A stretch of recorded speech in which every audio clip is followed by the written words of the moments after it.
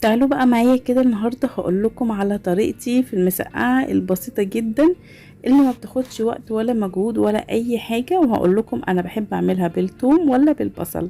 يلا بسم الله. اول حاجه معانا البتنجان، هنجيبه وهنقشره وهنبدا بقى نعمل نقطعه حلقات زي ما احنا عارفين بالظبط. طبعا ممكن تقشريه خالص وممكن ما تقشرهوش خالص، وممكن تقشريه كده مقلم زي ما احنا شايفين، يعني مش هيفرق. القشرة كمان مفيدة جدا وما بتأثرش خالص في المسقعة. هنرش عليه ملح عشان ننزل ميته، وقبل ما نحمره هنروح نغسله من الملح ده علشان ما يملحش معانا الاكل. هنجيب طماطم بقى، عايزه اقول لكم بقى انا بعملها بطماطم مقطعه مش طماطم مضروبه في الخلاط. هنقطع كميه الطماطم اللي احنا هنحتاجها تقطيعه وسط صغيره اي حاجه، وبعدين هنروح نقلي البتنجان فيه شويه من الزيت، ما نكترش زيت قوي علشان ما يبقاش اوفر. بس عايزه اقول لكم ما تقلقوش، احنا طالما نزلنا الميه اللي فيه مش هيشرب زيت جامد كده. زي ما احنا شايفين هنحمره تحميره حلوه ذهبي، مش هنغمقه نحرقه علشان بيدي مراره لما بيتحرق وبيغمق البتنجان. خدوا بالكم جدا جدا من الخطوه دي. وبعدين هنجيب الفلفل بتاعنا سليم زي ما هو طبعا مغسول، وننزل بيه في نفس الطاسة اللي حمرنا فيها البتنجان. هنديله بس وش حلو ذهبي كده برضو زي البتنجان بالظبط، مش هنحمره جامد.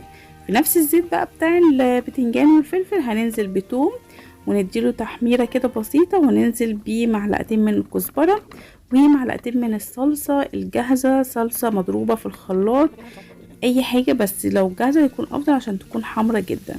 وبعدين نبدأ ننزل بقى بالطماطم بتاعتنا المتقطعة ونقلب ونسيبهم بقى لحد ما يتسبكوا مع بعض، ونحط عليها بقى فص توم كده ني مش متحمر، ونسيبه بقى لحد ما يتسبكوا وينزلوا السمنة بتاعتهم او الزيت.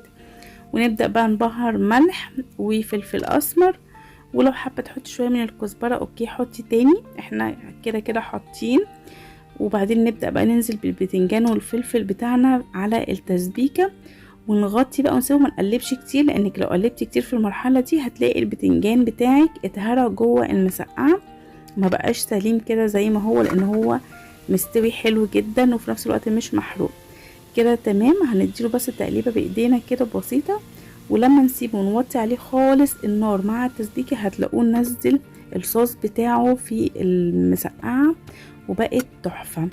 تمام كده زي ما احنا شايفين. هنبدأ بقى نغرف المسقعة بتاعتنا، خلاص بقت جاهزة ورمت الزيت بتاعها على الوش وبقت خطيرة. طبعا اللي بتتجمع ينزل زيت اكتر كمان فيها وبيظبطها جدا. وبألف هنا وشفا بجد هتاكلوا شوية مسقعة. قولولي بقى انتوا بتعملوها بالبصل ولا بالثوم، علشان اغلب المطاعم بيعملوها بالبصل بس انا بحبها بالثوم. وبس كده خلاص، وباي باي.